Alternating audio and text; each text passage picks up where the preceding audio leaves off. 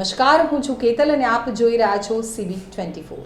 Ahmedabad Mumbai bullet train પ્રોજેક્ટને લઈને મોટા સમાચાર સામે આવે છે। નવસારી જિલ્લામાં NH48 ઉપર બ્રિજનું બાંધકામ પૂર્ણ થયું છે। નવસારી જિલ્લામાં NH48 ઉપર બ્રિજનું બાંધકામ પૂર્ણ થયું છે। તેમાં 210 મીટર લાંબા PSC બ્રિજનો વિડીયો સામે આવ્યો છે।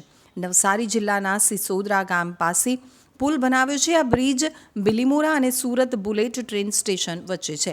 NH48 એ દેશના સૌથી વ્યસ્ત હાઈવેમાંનો એક છે। નેશનલ હાઈવે 48 દિલ્હી અને ચેન્નાઈને જોડે છે। તેમાં નવસારી જિલ્લામાં નેશનલ હાઈવે 48 ઉપર 210 મીટર લાંબા PSC બ્રિજનું બાંધકામ પૂર્ણ થયું છે।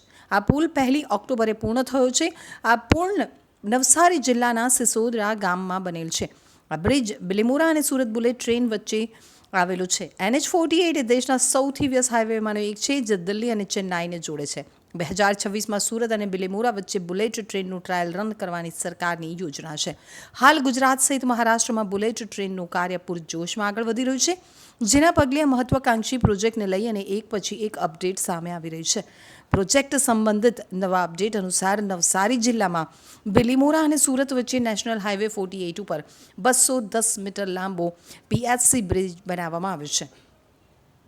આ બ્રિજનું નિર્માણ કાર્ય 1 ઓક્ટોબરના રોજ પૂર્ણ થયું છે। મુંબઈ અમદાવાદ બુલેટ ટ્રેન કોરિડોરની વાયડક્ટ ગુજરાતના નવસારી જિલ્લાના સિસોદરા ગામમાં દિલ્હી અને ચેન્નાઈ વચ્ચે નેશનલ હાઈવે 48 ઉપર પસાર થઈ રહ્યો છે।